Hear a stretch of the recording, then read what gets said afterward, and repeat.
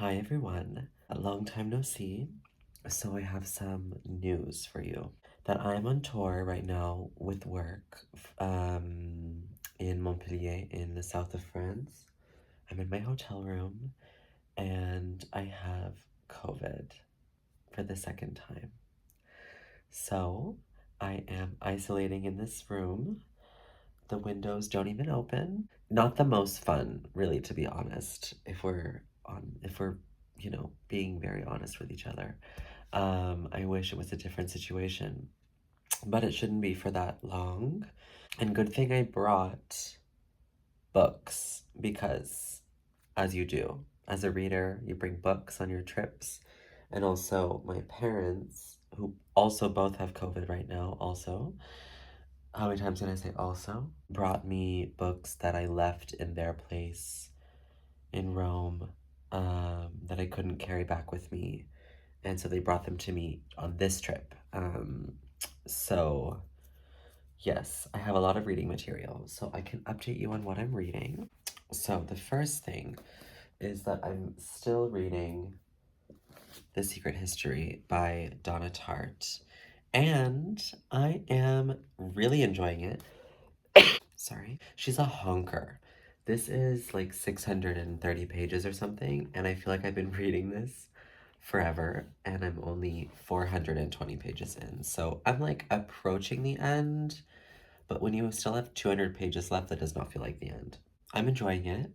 Um, I'll maybe just give you like a short synopsis of what this is about. So, um, it is taking place in Hampton College, which is this like liberal arts college that Donna Tartt has invented. I think yeah, it's not a real college, although I think it's loosely based on the college that Donna Tartt went to, which now I'm blanking on the name of.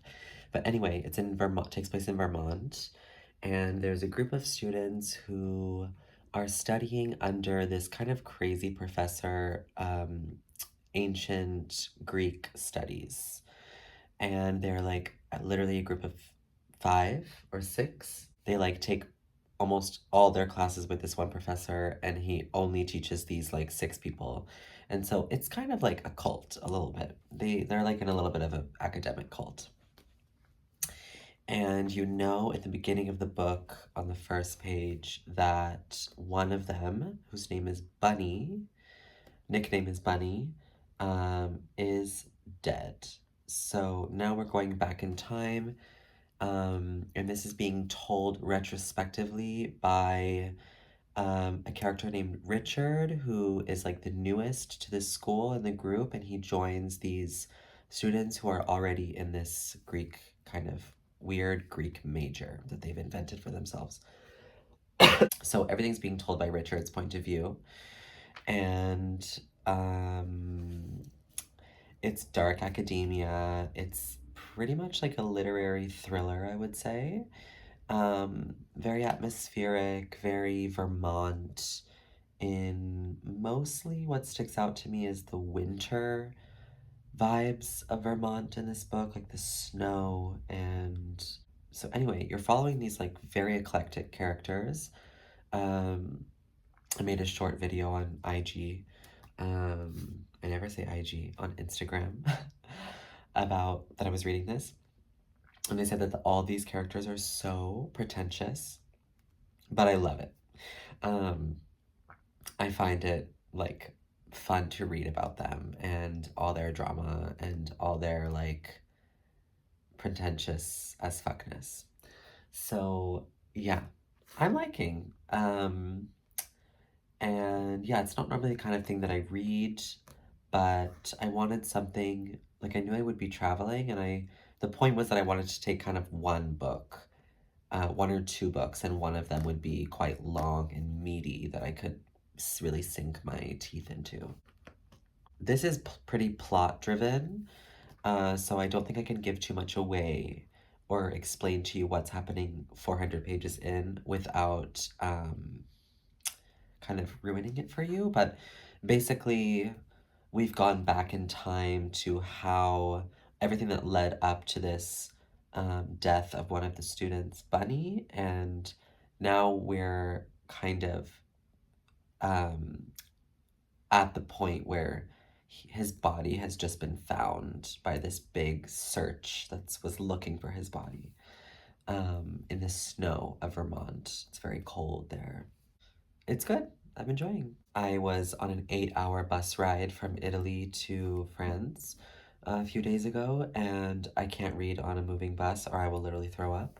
But I did listen to it on audio, and I think it's yeah, narrated by Donna Tartt herself, and she has a very, very specific voice. So I think that you would either like it or you wouldn't.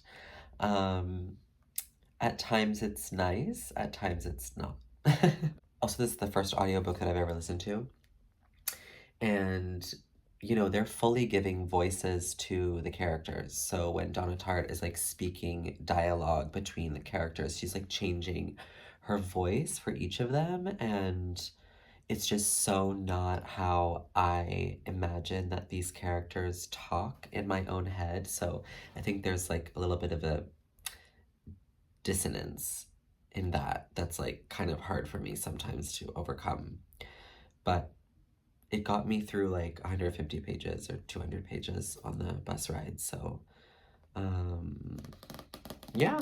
And the other thing that I brought with me on this trip was a book that I finally acquired. As we all know, I love Sheila Heti, but I'm one of the last people to read her newest novel, which is Pure Color. This is published by Harville Secker. Gorgeous cover. But yes, I brought this with me and I'm so excited to read it. When I picked it up from my local bookstore in Tel Aviv, they were holding it for me because they didn't have any copies. And then when I was abroad, they got a copy in, and I was like, can you please save it for me until I get back? So I'm sorry I'm so nasally, but that's just what we're dealing with. Anyway, I read the first 13 pages walking back to my bicycle from the store, and wow, I have a feeling this is going to be one of my top books of the year already from 13 pages. So I'm really excited to get to that, but I feel like if I don't plow through The Secret History, then I'm not going to finish it. Not because I don't like it, just because it's long and it would be so easy for me to just like put it off and read something else. But I want to commit, so my mother is also reading it, so we're going to talk about it. Be a bit of it will be an isolated vlog probably. So, that's all for now. I have a bug bite on my face. Okay, I'm back. Also because I'm alone here, and when I film, it feels like I'm talking to someone. So, I thought that I would share with you what I mentioned earlier, that stack of books that my parents brought me. So I have lots of reading material, and I did post a video, the last video that you saw on this channel, which was like a Paris book haul. So these I don't think I included in that. So let's start. So this one looked really interesting to me in a bookshop. It's called The Mirror and the Palette: Rebellion, Revolution, and Resilience, 500 Years of Women's Self-Portraits by Jennifer Higgy. I think the cover is great. I mean, there's a lot going on, but it's a nice painting on the back. In this dazzlingly original and ambitious book, Jennifer Higgy introduces us to a cross-section of women artists who embody the fact that there is more than one way to understand our planet, more than one way to live in it, and more than one way to make art about it. Amazing. Spanning 500 years, biography and cultural history intertwine in a narrative packed with tales of rebellion, adventure, revolution, travel, and tragedy, enacted by women who turned their back on convention and lived lives of great resilience, creativity, and bravery. So it's blurbed by both Olivia Lang and Ali Smith. Ali Smith says, reveals an until now hidden history of women's self-portraiture, a gift that keeps giving. So that sounded so interesting to me. Also, there is a lot of art in here, I put a bobby pin, so we're not distracted. Where's the book? Brain fog is setting in, maybe, from the COVID. Anyway, this looked like something. I love books about art. That's nothing new. If you're new here, then that's a total niche of reading that I really, really, really love to read about. Could not bring myself to leave the store without this. So I got that, and then kind of in tandem with that is Funny Weather, Art in an Emergency by Olivia Laing. This is also, I think, a banging cover. In this inspiring collection of essays, prize-winning writer and critic Olivia Laing makes a brilliant case for why art matters. Funny Weather brings together a career's worth of Laing's writing about art and culture, examining their roles in our political and emotional lives. She profiles Basquiat and Georgia O'Keeffe, interviews Hilary Mantel and Ali Smith. There's a lot of Ali Smith and Olivia Laing here. Writes love letters to David Bowie and Freddie Mercury. Ooh, yes. And explores loneliness and technology, women and alcohol, sex and the body.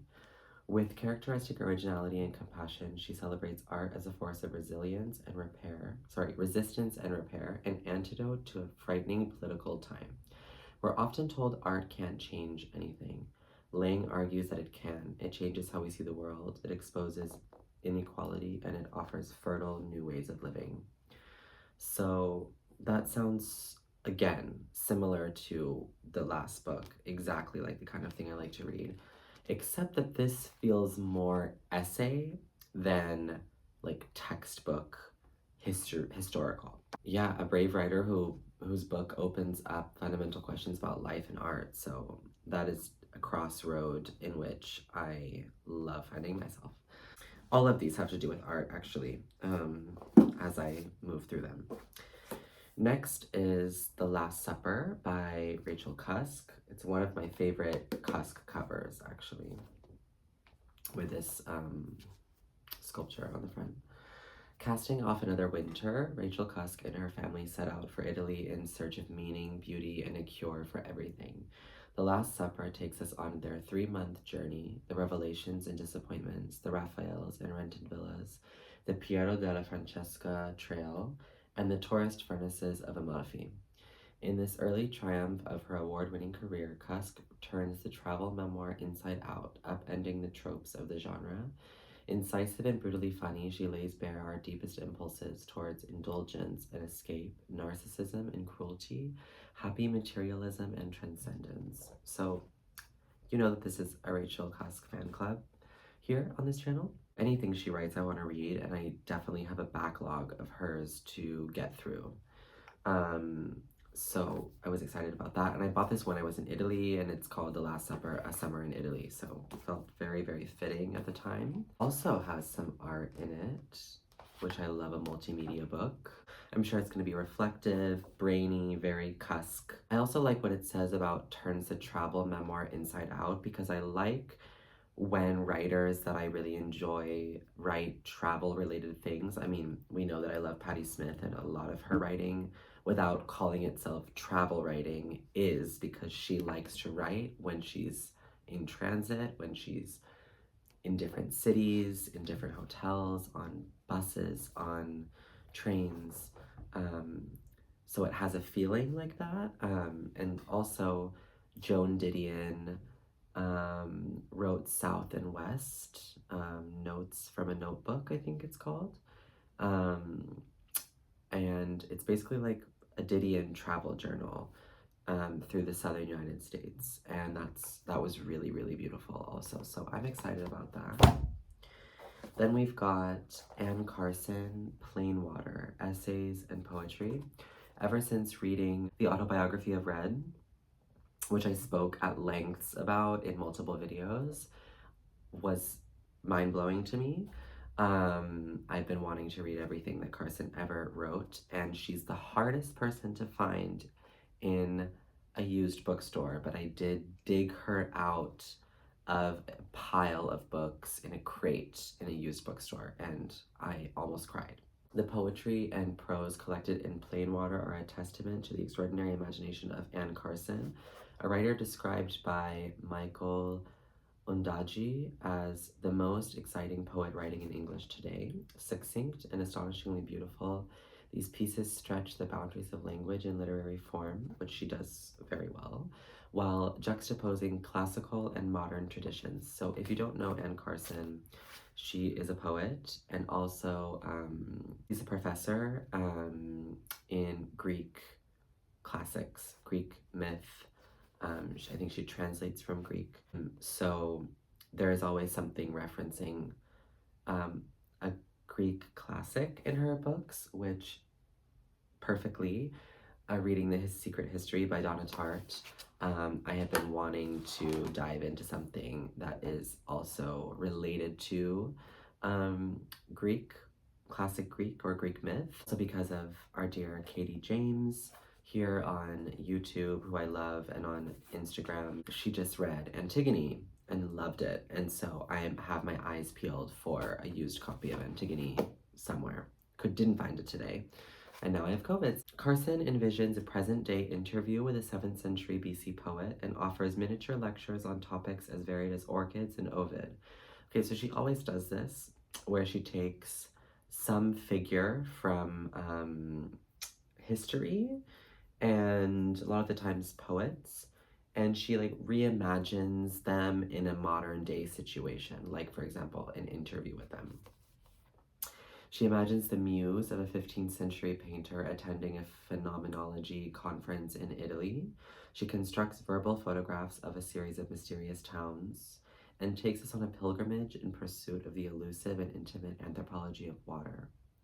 Blending the rhythm and vivid metaphor of poetry with the discursive nature of the essay, the writing in Plain Water dazzle us with their invention.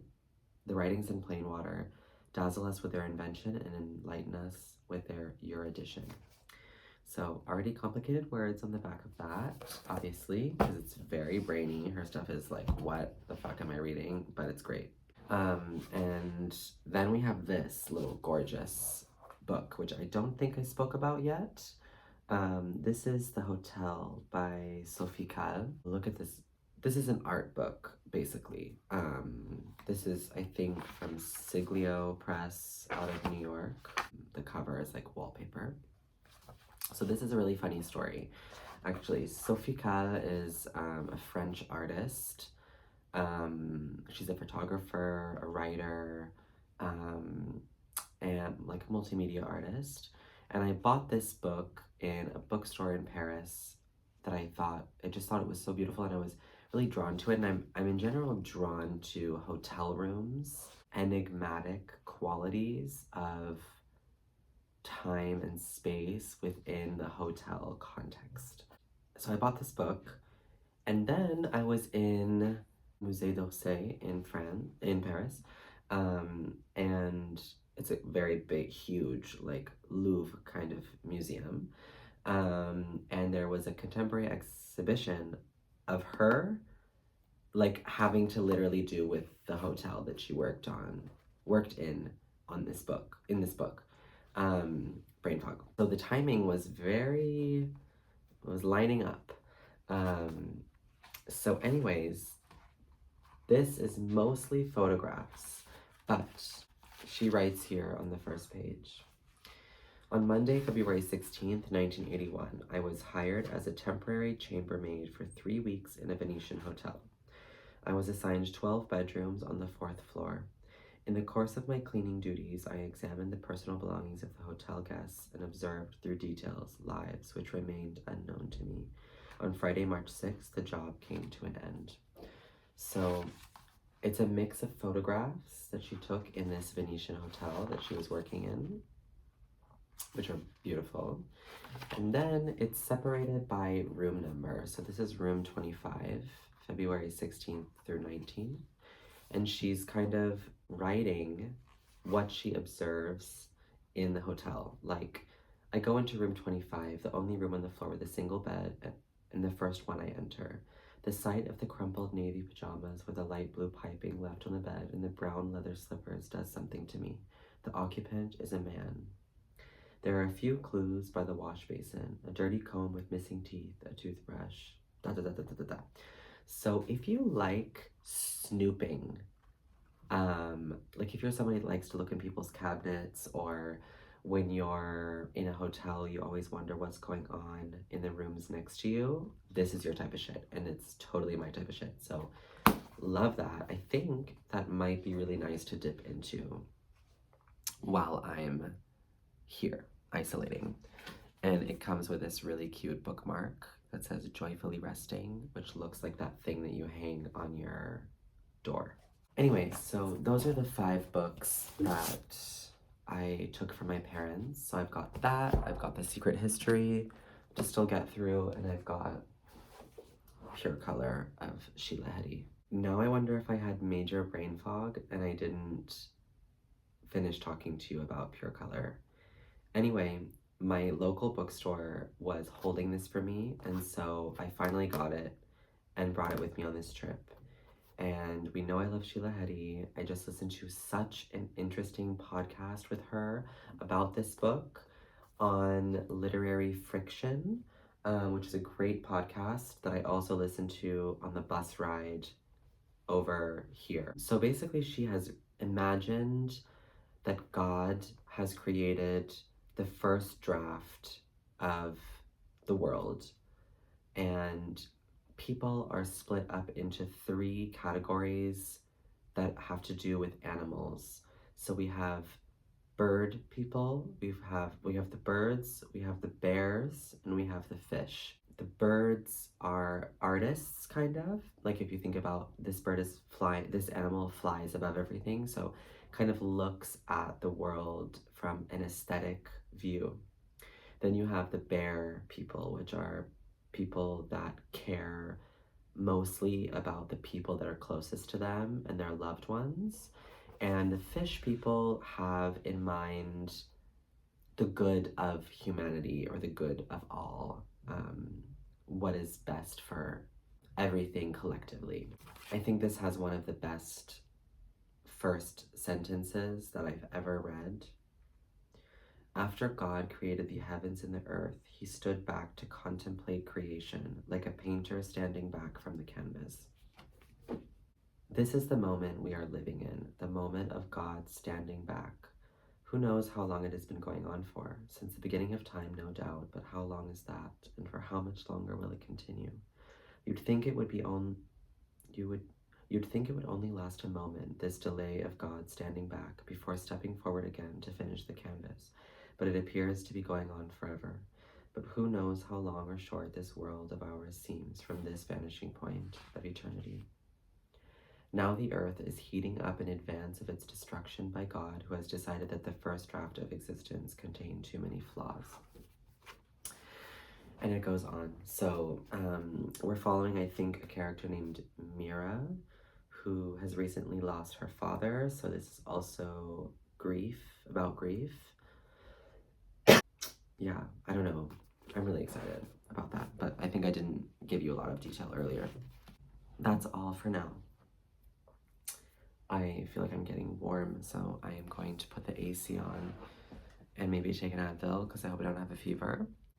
Good morning, everyone. It's another day. I'm still in the same hotel room. I was delivered by my partner, Ohad, some necessary things like cappuccino. And yeah, I just wanted to update you on reading, because that's all that I'm really doing in here, reading and watching BookTube, and actually watching some interesting other videos on YouTube that I'll talk about in a second. So I have about 120 pages left of The Secret History, which I want to say I'm determined to finish that today. So yeah, I'm gonna try. I have the audiobook and in my own eyes. And I read it a little bit faster than the audiobook, so depends on the brain fog, how much I can kind of look at in one sitting. But I think I'm gonna finish that today. But I took a little bit of a break And I dipped into Olivia Lang Funny Weather Art in an Emergency. And just so you can see, I also posted this on Instagram. I'm about 32 pages in, and there's that many dog ears, which means almost every page, top and bottom. So I can say that I'm fucking loving it.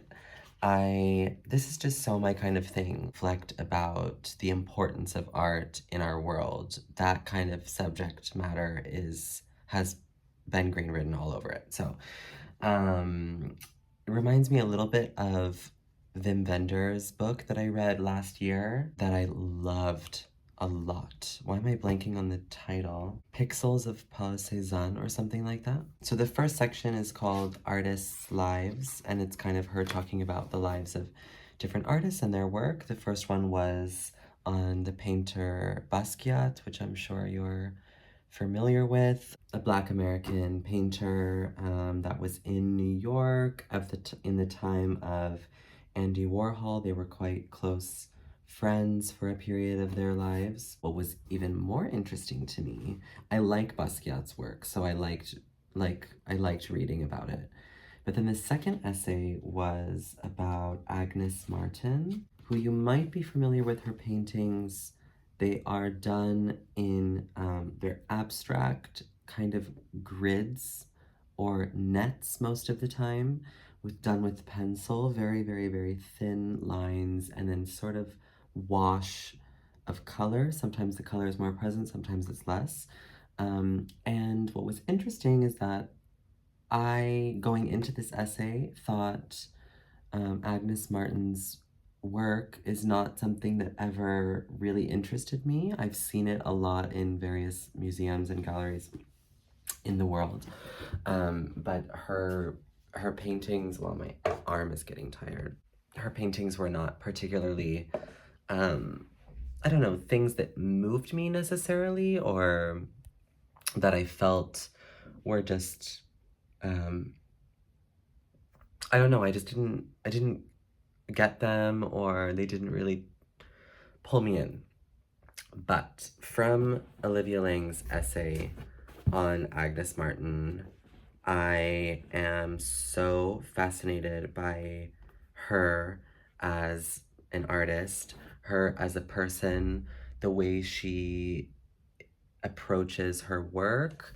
Now I can look at her abstract painting and feel so differently about what I'm looking at, just based on her approach. So that's what's beautiful about, well, art criticism in general, but also just getting to know the details of an artist's life and not to look at their paintings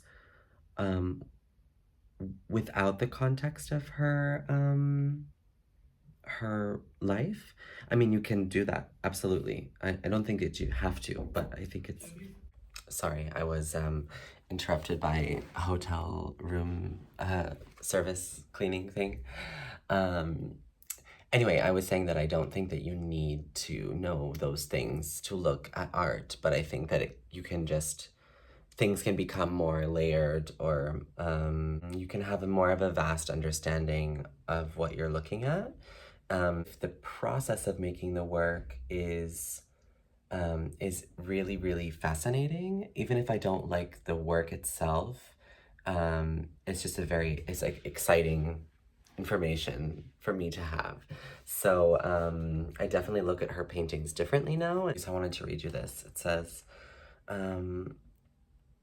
it isn't easy to catch the workings of these paintings in words, since they are designed to dodge the burden of representation, to restrict the viewer in their incorrigible habit of searching for recognizable forms within the abstract field. They aren't made to be read, but rather responded to, enigmatic triggers for a spontaneous upwelling of pure emotion. In an interview with the artist Ann Wilson, she explained, "Nature is like parting a curtain. You go into it. I want to draw a certain response like this, that quality of response from people when they leave themselves behind, often experienced in nature, an experience of simple joy. My paintings are about merging, about formlessness, a world without objects, without interruption. Because her paintings can kind of easily be looked at and said that they're blank or that they're nothingness. And she's arguing that there is a lot within nothingness that actually can bring out and represent also pure emotion, which I find so interesting. So I would love to see her work in an exhibition in the future now that I kind of read this essay. And the other thing that I meant to say, I've got a television here. So I have been also watching some videos on her. There's a great documentary on Agnes Martin, which I have not seen. I wonder if I can find it while I'm here. But now I'm watching like some Tate Modern Talks. Tate Talks is a great series on the Tate Modern Museum's YouTube channel out of London. So it's called Agnes Martin Innocence the Hard Way, and also some other videos. So I'm in Agnes Martin world today. I'm just back to say that I'm very proud of myself, and I'm in the epilogue of The Secret History. So I have about 12 pages left, and shit hit the fan. A friend of mine actually read this book, and she was like, when you think it's finished, it keeps going. Like, the shit keeps getting thrown. So, confirmed. Anyway, I'm gonna finish this now, but I wanted to show you the view from my little hotel window because I feel like if I don't somehow diversify the content of this video, I don't know if you're gonna watch more than 5 minutes. Let's do a little hotel room tour. So this is the room. Hi, that's me. This is the bed. This is my book. These are breadsticks because obviously snacking needs to be done. This is the view. So cute. I mean, that's not the prettiest building ever, but that's quite nice with the trees along the side. This is all the mess. More books. Yeah, that's it, actually. TV, bathroom. The shower looks impressive, but water pressure is at a low.